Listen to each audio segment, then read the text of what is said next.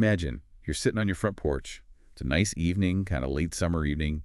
You're with your family, kids are laughing, maybe some adults are chatting, just a normal night. Sounds peaceful. Yeah, peaceful, right. Yeah. And then suddenly, gunfire erupts. Mm. This wasn't a movie, though. This happened to a real family, the Hill family, in Wichita, Kansas, back in September 2020. Oh, that's awful. It's a terrible story. Their son, Valencio, he was only 17, a good kid, a basketball player. He was killed that night in a drive-by shooting. And you said this happened in 2020. Yeah, and even now, 2 years later, the case is still unsolved. Wow. It's a tragic case for sure, but what makes it really interesting from, I guess you could say, like a true crime perspective is how much is unknown. Witnesses who won't talk, evidence that doesn't quite add up, and so many questions that are just hanging out there. Exactly. And that's what we're going to dig into today. We're going to look at the details, talk about the suspects, and really examine why Valencio's family still hasn't gotten justice. I think, by looking at this case, we're not just talking about this one family's tragedy, but we're also looking at bigger issues: gun violence, witness intimidation, and just how hard it can be to find justice. All right, let's go back to the beginning. Sunday evening, September 13th, 2020. Valencio is on the front porch with his mom, Ivis, her husband, Val, Valencio's brother, Trevino, and their cousin, Adonis Daly. Okay, so a group of people out on a porch. Yeah, and then all of a sudden, these two figures show up, and they start yelling for Adonis. Right away, that makes you think this wasn't random, like they were looking for him. He got it. It seems like a targeted attack. Could have been a personal thing, maybe gangs, some kind of ongoing feud. We don't know for sure. Targeted attacks are scary. They really are. And in this case, Valencio, he was just an innocent bystander. He gets caught in the crossfire. He dies from his injuries. His mom, Ivis, she's rushed to the hospital, needs surgery. But here's where things get even more complicated.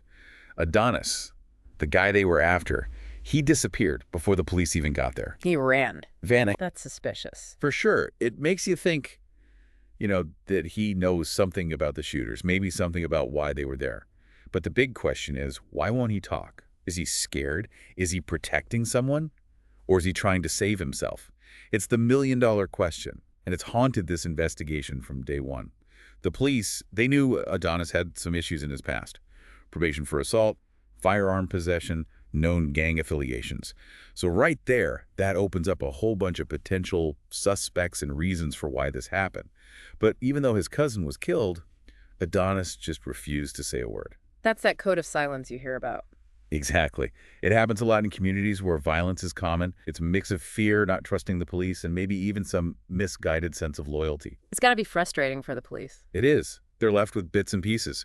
Security camera footage, statements from people who might have seen something, cell phone records. They were able to figure out that the suspect's car was a black four-door Mercedes. But that's not a lot to go on. It's like a puzzle with half the pieces missing. Exactly. And then you throw social media into the mix, and it gets even more confusing. Social media is tough. It can be helpful for investigations, but it also creates a lot of noise. In this case, you had these two teenagers online.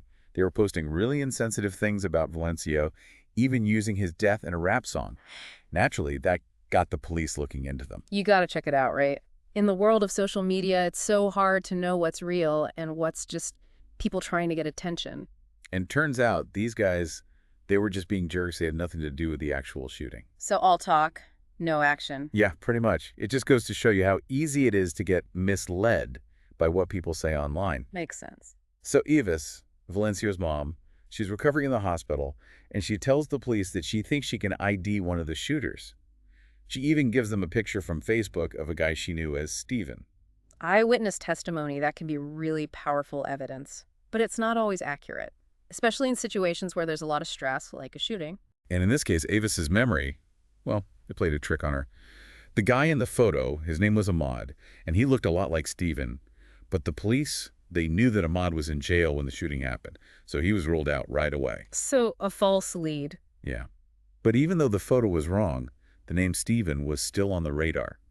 He was connected to Adonis somehow, and the police found some text messages between them that suggested a possible motive: jealousy over a girlfriend. Ah, the green-eyed monster. Jealousy can be a powerful motivator. We see it all the time in these kinds of cases, especially with young people. So they had a possible suspect, a possible motive, but they needed more.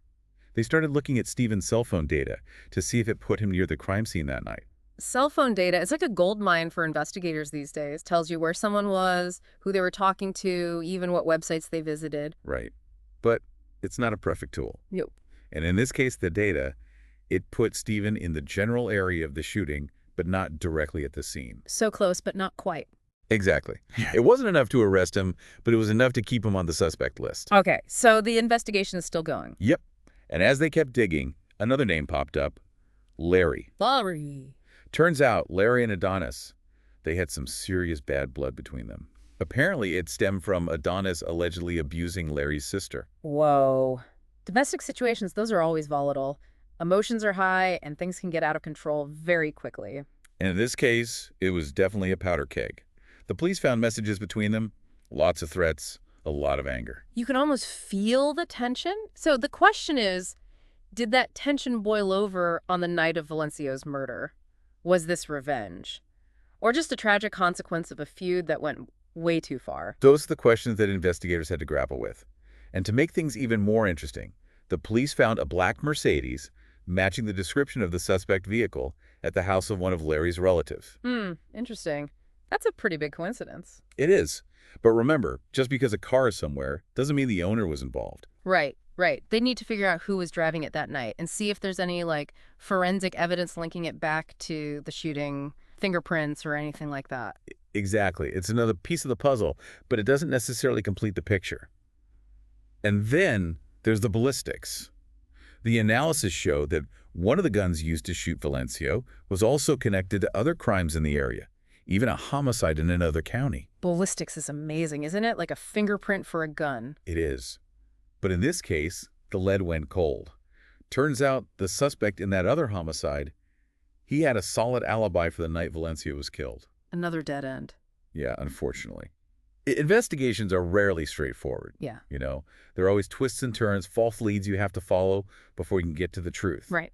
You know, we've talked about Adonis, his past, the fact that he was the intended target that night, and how he's refused to talk to the police. It makes you wonder, what are some of the reasons someone with gang ties might stay silent, even when something like this happens? Well, it's that code of silence again. It's a powerful thing. People are afraid to talk, worried about what might happen to them or their families. Retaliation is a real threat. So even if they have information that could solve the case, they'd rather stay quiet.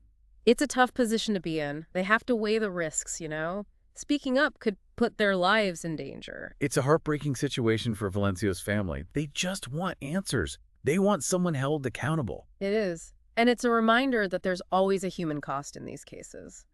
Behind all the evidence and the legal stuff, there are real people who are hurting, who are struggling to cope with the loss. So far, the search for answers in Valencio's case has been a winding road, right? We've got Evis's misidentification, the cell phone data that sort of puts Stephen in the area, the Mercedes at Larry's relative's house.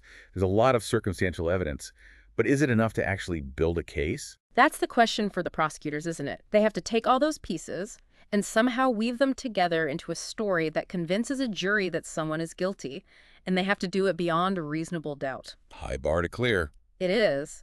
And then, to complicate matters even further, an informant came forward with some information. They claimed that Larry had actually talked about wanting to have Adonis killed. Wow. That's pretty serious stuff. It is. And informants, they can be tricky. Sometimes they're helpful, sometimes they're not. Their motives aren't always clear, and you can't always trust what they say. So how do investigators handle that? They have to be careful. They can't take what an informant says at face value. They have to check it out, see if there's any other evidence to back it up. Right. And in this case, that tip about Larry wanting Adonis dead, it just added another layer of complexity to the whole thing. It really does. If it's true, it means this wasn't just a random act of violence. It was planned. Exactly. And that changes everything. It makes you wonder, was Valencio's death just a tragic accident? Or was he an intended victim in some kind of plot? Of questions.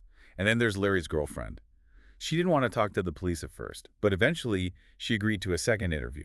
And that's when she revealed something really important. Sometimes it takes time for people to come around. They might be scared or loyal to the suspect, even if they know something's wrong. Makes sense. So what did she tell them?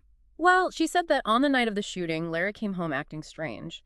And when she asked him where he'd been, he just told her to watch the news. Ooh, chilling. Right. It's not a confession, but it sure sounds suspicious, like he was involved in something he didn't want to talk about. It makes you wonder, is that enough to convince a jury? One cryptic statement. Maybe, maybe not. The prosecution would need to build a strong case around it, connect it to other evidence. So we've got a lot of suspects, a lot of possible motives, and a lot of confusing evidence. Plus, you've got this code of silence that's preventing people from talking. And in the middle of it all, you have this family who's just desperate for answers. It's a tough situation. It really is, and it shows just how complicated these investigations can be. Where do they go from here? What are the police doing now? They're probably still working on it, following up on every lead, looking at the evidence again, trying to get Adonis to break his silence. Do you think they'll ever find out what really happened? It's hard to say, but you have to hope that eventually the truth will come out for Valencio's family and for everyone who's been affected by this tragedy. It's cases like this that really show you the limits of the justice system, don't they? They do. Even when you have a lot of suspicion and you think you know what happened, proving it in court, it's a whole other challenge. And that's how it should be. We want to make sure that anyone who's accused of a crime, they get a fair trial and that the evidence against them is solid. Exactly. In the end, we want justice for Valencio and his family, but that justice has to be done the right way. It's so hard to think about his family waiting for answers. All this time later, they're still living with this pain, this loss, and they don't have any closure. It's a tragedy, and it reminds us that these cases, they're not just stories. They're about real people, real lives that have been shattered. And it all comes back to this terrible problem of gun violence. It tears apart families, it destroys communities, and it leaves scars that never really heal. You're right. We need to be talking about this more, doing more to prevent it. This whole case, it's been difficult to unpack. So many twists and turns, dead ends, and still no answers. But it's important to talk about it. It's important to remember Valencio and to keep fighting for justice. I agree. Cases like this, they remind us how important it is to speak out against violence, to support the victims, and to never give up on the search for truth. Absolutely. And if anyone listening have any information about the murder of Valencio Hill, please contact the Wichita Police Department. Even the smallest detail could make a difference. You never know what might help break the case open. This deep dive has definitely left me with a lot to think about. Me too. Like, why are people so afraid to come forward? How do we break this code of silence? And most importantly, how do we build communities where young people are safe, where they have hope, and where violence isn't the only option? Big questions, important questions. They are. And they're questions we need to keep asking. Because Valencio's story, it's not unique. This kind of tragedy happens way too often, and we need to do everything we can to stop it. I couldn't agree more. It's a reminder that even when everything seems stacked against you, there's always hope. Absolutely. Never give up on the search for truth and justice. And in this case, the police, they caught a break. They discovered that one of the guns used in Valencio's murder was also connected to another crime. Oh, wow. Really? Another crime. Yeah, a homicide. In another county, actually. So, same gun, two different crimes. Ballistics can be pretty powerful evidence. You got it. It's like a fingerprint for a gun, right? But just like fingerprints, sometimes they don't lead anywhere. Oh, so it didn't pan out. Nope. Turns out the suspect in that other homicide had a rock-solid alibi for the night Valencio was killed. Wrong place, wrong time, I guess. Another dead end. Mm. It happens, unfortunately. But it must have been frustrating for the investigators. Oh, for sure. They thought they were onto something big, and then boom, back to square one. But they didn't give up. They kept digging, kept trying to piece together this puzzle. And then they got another lead, but this one came from a very different source. Okay, I'm intrigued. Tell me more. An informant. This person claimed that Larry, remember him, the guy with the beef with Adonis? Yeah, I remember the one whose relative's house had the Mercedes. Right, that's him. So this informant, they told the police that Larry had actually talked about wanting to have Adonis killed. Wow, that's a whole new level of serious. It is. It suggests that this wasn't just a spur-of-the-moment thing, you know? This was premeditated, planned. That changes everything. It goes from a possible crime of passion to something much more calculated. Exactly. But here's the thing about informants. You never know what their motives are, right? Could be revenge, could be looking for a reduced sentence, who knows? So the police, they had to be careful. They couldn't just take this guy's word for it. They needed to corroborate it, find some other evidence to back it up. I'm sure they were treading very carefully. Informants can be unreliable, to say the least. You're telling me. And in this case, it really muddied the waters Because now you've got this possibility that Valencio's death wasn't an accident, Yeah. that he was intentionally targeted. It's a chilling thought. And it makes you think about the other potential suspects. What about Steven, the guy with the jealousy motive? Right, Stephen. He was still in the picture, so to speak. But remember, his cell phone data only put him in the general area, not at the scene itself. So it was possible he was involved, but it was also possible he wasn't. A lot of what ifs and maybes. It's a frustrating situation. It is. And for Valencio's family, it's agony. They're left with all these unanswered questions, no sense of closure, no justice for their son. It's just heartbreaking. And it speaks to the larger issue of gun violence in our society. How easily lives can be taken, how deeply families are affected, and how often these cases go unsolved. You're right. It's a problem we need to address as a society. We need to find ways to prevent these tragedies from happening in the first place. I agree. But in the meantime, there's still Valencia's case. And the police, they were determined to find the truth no matter how long it took. So they kept digging. And that's when Larry's girlfriend entered the picture. Right, remember her. She was hesitant to talk to the police at first. Understandably so. She's in a tough position. She might be scared of Larry or worried about the consequences of speaking out against him. It's a lot of pressure. It is. But sometimes people need a little time to process things, to find the courage to do what's right. And in this case, Larry's girlfriend, she eventually agreed to a second interview with the police. And that's when she revealed something pretty significant. She told them that on the night of the shooting, Larry came home, and when she asked him where he'd been, he just said, "Watch the news." Whoa. That's a pretty loaded statement. Right, it doesn't outright say, "I did it," but it definitely raises some red flags. Like he knew something was going to happen, something big, something that would be on the news. Yeah, it makes you wonder, did he know about the shooting beforehand? Was he involved somehow? The police, they definitely thought it was suspicious. But the question was it enough? Could they build a case around this one statement? That's a good question. It's circumstantial evidence, but it's pretty compelling. I mean, what are the odds that he'd tell her to watch the news on the same night his rival is targeted in a drive-by shooting? Pretty slim, I'd say. But still, it's not a smoking gun. They needed more. So they're back to square one again. Well, not quite. They still had the informant's tip. They still had the cell phone data, the Mercedes. It was all starting to add up, but they needed that one piece of evidence, that one undeniable link to tie it all together. It's like they're so close, but just can't quite grasp it. It's got to be frustrating for everyone involved. It is, especially for Valencio's family. They're still waiting for answers, still hoping for justice. And as time goes on, it gets harder and harder to keep those hopes alive. It does. But even in the face of all this uncertainty, one thing's for sure.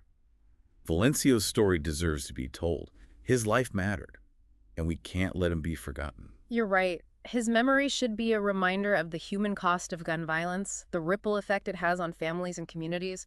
We owe it to him and to all the victims to keep fighting for justice, to keep searching for answers, and to work towards a world where these tragedies don't happen anymore. So we've got this web of suspects, each with their own motives, and a lot of evidence that's suggestive but not quite conclusive.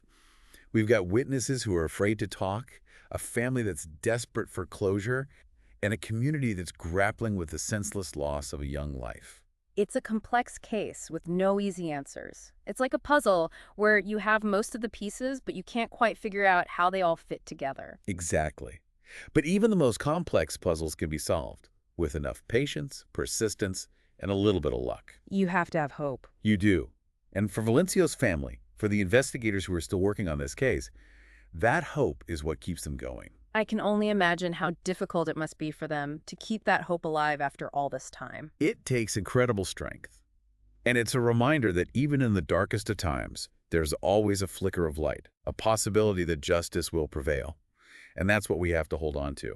It's a reminder that even when it feels like you're up against a wall, sometimes you just need to keep pushing, keep searching for that breakthrough.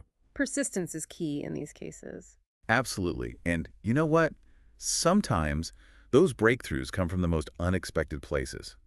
Like in Valencio's case, it was Larry's own girlfriend, who might end up being the key to cracking this whole thing wide open.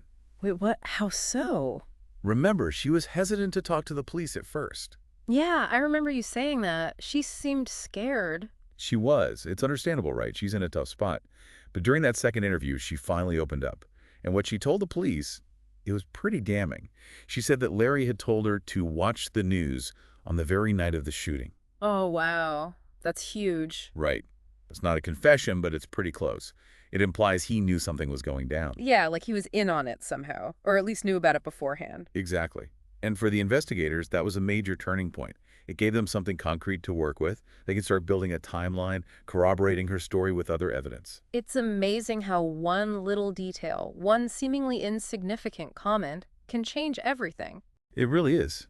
And in this case, it might be the thing that finally brings Valencio's family some measure of justice. So where does the case stand now? Well, as far as we know, it's still ongoing. The police haven't made any arrests, but you can bet they're working hard behind the scenes. I'm sure they are. They want to get this right. They want to make sure they have a solid case before they bring any charges. And for Valencio's family, the waiting is excruciating.